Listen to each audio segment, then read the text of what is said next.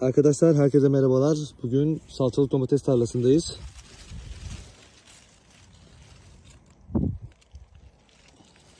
Biz bir bitkideki meyve adeti.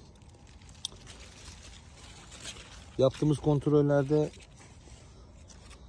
tutanın vermiş olduğu zararı gördük ama kurdu kurutmuşuz.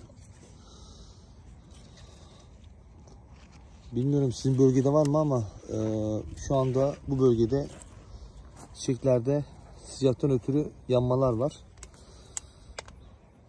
Bununla ilgili bir çalışma yapacağız. Molibden ve amino asit uygulaması.